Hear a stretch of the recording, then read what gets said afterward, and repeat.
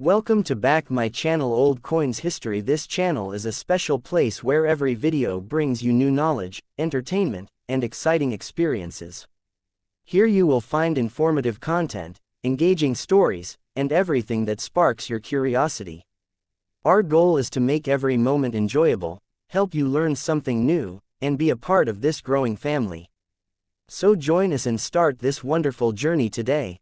The 1985 Canadian 10-cent coin featuring Queen Elizabeth II is an important piece within the numismatic heritage of Canada, representing not only a unit of monetary exchange but also a reflection of the country's history, economy, and royal connections during the late 20th century.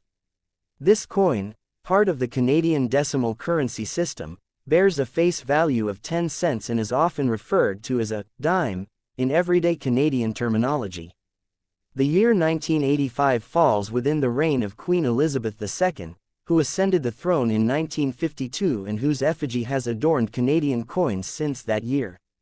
By 1985, the portrait used was the second effigy of Queen Elizabeth II, designed by Arnold Machin, which had been introduced in 1965 and remained in circulation until 1989, before being replaced by the third portrait by Dora de Pedery Hunt in 1990. The Machin portrait is known for its regal and youthful depiction of the Queen, wearing a tiara, specifically the Girls of Great Britain and Ireland tiara, which became one of the most recognized images of her during that era. The inscription around the obverse reads, Elizabeth II DG Regina, which is an abbreviated Latin phrase, Dei Gratia Regina, meaning, by the grace of God, Queen, signifying her constitutional role as the monarch of Canada.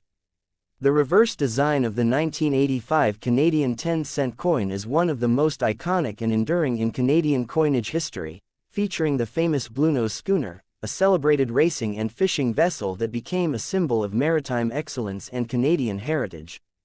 Designed by Emanuel Hahn in 1937, this image has been used consistently on the 10-cent coin since its introduction in 1937, making it one of the longest-standing coin designs in the country.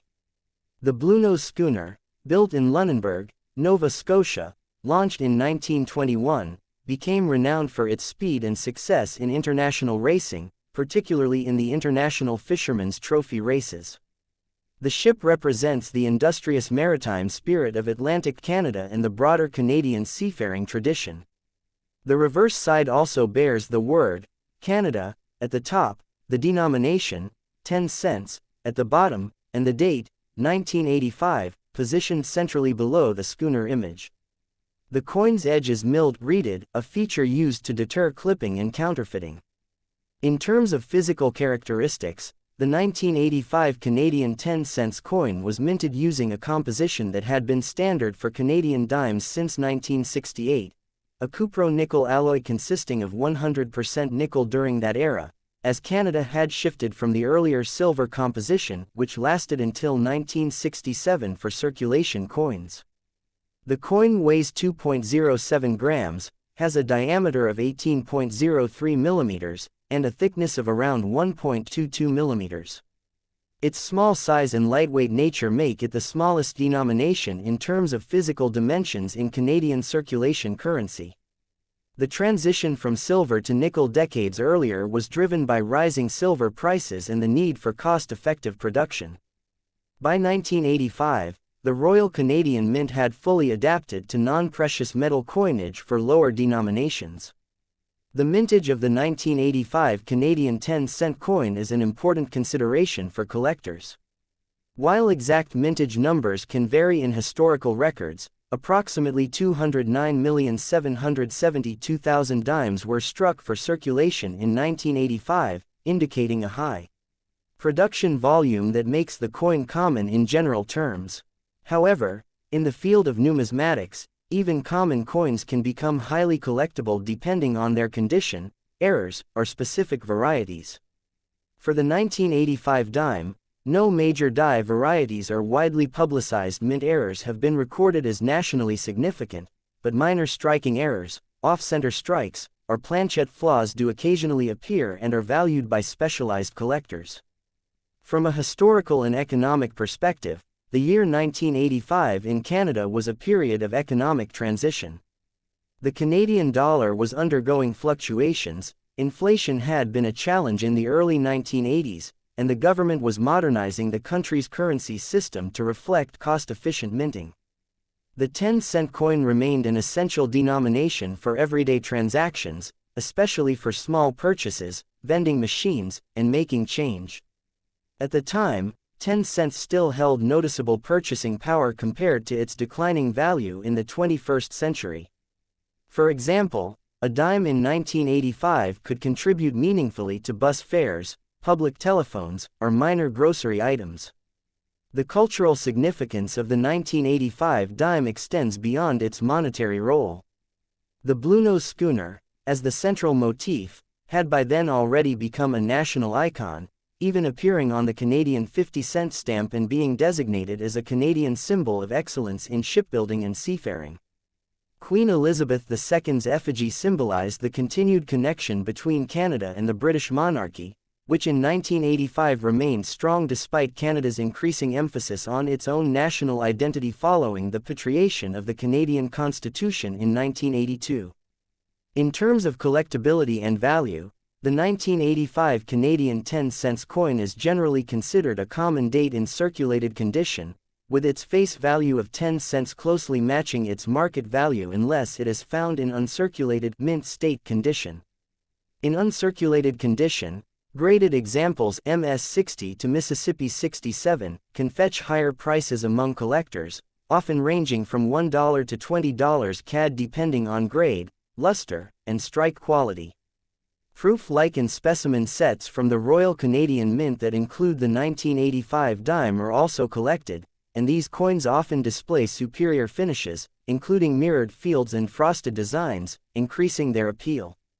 The design continuity from 1937 through 1985 represents a remarkable stability in Canadian coinage philosophy, emphasizing tradition over frequent redesign. This consistency has made the dime a beloved piece for Canadians, evoking nostalgia and maritime pride. Furthermore, coins from the mid-1980s, including the 1985 dime, represent a transitional period before the significant compositional and design changes of the 1990s and early 2000s, where plated steel and advanced minting techniques became dominant. From a numismatic research perspective, the 1985 dime serves as a useful study piece for examining mid-1980s Canadian coin production quality. Coins from this era often exhibit strong strikes due to improved minting technology, though some show die fatigue or weak strikes on the Bluenose rigging details, which can affect grading. Collectors often seek full band or full rigging details on the Bluenose sails as an indicator of a well-struck coin. The longevity and circulation life of the 1985 10-cent coin is also noteworthy. Many of these coins remain in circulation today, nearly 4 decades after minting, due to the durable nature of nickel alloy. This durability contrasts with paper currency, which has a much shorter lifespan. As Canada has not withdrawn this denomination, older dimes like the 1985 issue continue to coexist with modern plated steel dimes introduced in 2000. Additionally, the 1985 dime can also be seen in the context of Canadian commemorative culture, even though it is not itself a commemorative coin. It stands among a series of standard issue dimes that have rarely been altered in design except for specific anniversaries, such as the 1967 Centennial dime featuring a mackerel. The absence of frequent changes has made each standard year dime, including 1985, part of a continuous historical lineage. From a metal content and intrinsic value standpoint, the coin is composed of pure nickel, which has industrial and strategic value.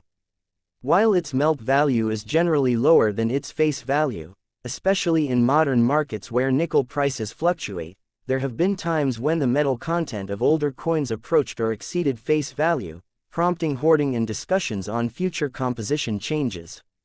In terms of legal and constitutional context, the presence of Queen Elizabeth II on the obverse reflects Canada's constitutional monarchy system, wherein the monarch is the head of state but governance is conducted by the elected parliament. The Latin inscription, DG Regina, reinforces the monarch's formal and ceremonial role in Canadian coinage traditions dating back to the reign of earlier monarchs. For international collectors, the 1985 Canadian dime holds interest as part of Commonwealth coinage, with many countries featuring Queen Elizabeth II during that period. Comparisons are often drawn between Canadian, Australian, New Zealand, and British coins of the same era to analyze portrait differences, metal transitions, and minting practices. Lastly, the future outlook for coins like the 1985 dime involves both circulation and collectibility considerations. As Canada moves toward more electronic transactions and potential long-term changes in coinage, older dimes may increasingly leave circulation, becoming historical relics. Collectors are advised to preserve high-grade examples, especially those with original mint luster, as they represent a snapshot of Canadian currency history from a time when coins were still a dominant medium of everyday commerce.